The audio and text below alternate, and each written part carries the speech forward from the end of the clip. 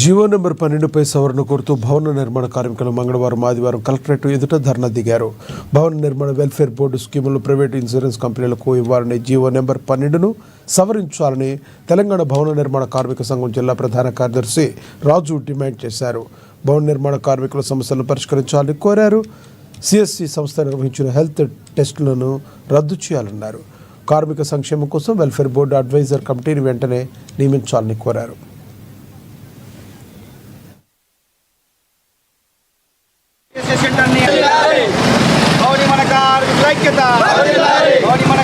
ఈరోజు రాష్ట్ర వ్యాప్తంగా జేఏసీగా భవనిర్మాణ కార్మిక సంక్షేమ బోర్డు ప్రైవేటీకరణకై ఈరోజు కలెక్టరేటు మరియు లేబర్ డిపార్ట్మెంటు ధర్నా కార్యక్రమాన్ని రాష్ట్రం పిలిపించడం జరిగింది.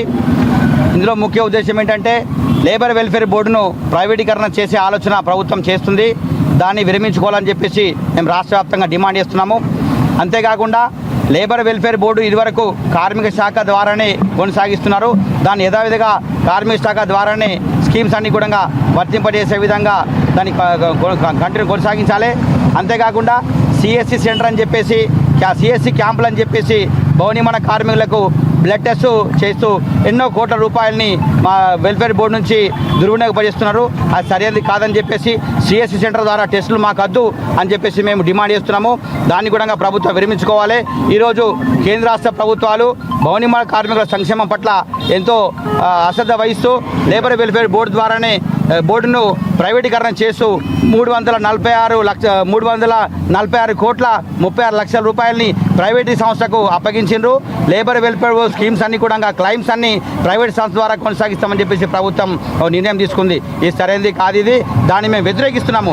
ఈరోజు ప్రభుత్వ పరంగా కేంద్ర రాష్ట్ర ప్రభుత్వాలు లేబర్ డిపార్ట్మెంట్ ద్వారానే క్లైమ్స్ అన్ని కొనసాగించాలని చెప్పేసి మేము డిమాండ్ చేస్తూ, అంతేకాకుండా సాధారణ మరణానికి 5 లక్షల రూపాయలు కావాలని చెప్పేసి, యాక్సిడెంటల్ బెనిఫిట్ 10 లక్షల రూపాయలు కావాలని చెప్పేసి, మరియు 60 సంవత్సరాలు దాటిన కార్మికులకు 5,000 రూపాయలు పెన్షన్ సౌకర్యం కావాలని చెప్పేసి, మరియు రాష్ట్ర వ్యాప్తంగా ప్రతి జిల్లాకు ప్రతి మండలానికి లేబర్ వెల్ఫేర్ బోర్డు ద్వారా లేబర్ అడ్డాల వద్ద అన్ని వస్తువులు కూడినటువంటి షెల్టర్లని నిర్మించి త్వరితగతంగా నిర్మించి ఇవ్వాలని చెప్పేసి మేము డిమాండ్ చేస్తున్నాము. ఈ కార్యక్రమానికి ఏఐటీయూసీ, సిఐటీయూసీ, ఐఎన్టీయూసీ, జేఏసీగా రాష్ట్ర వ్యాప్తంగా ఇది మేము కొనసాగించడం జరుగుతున్నది.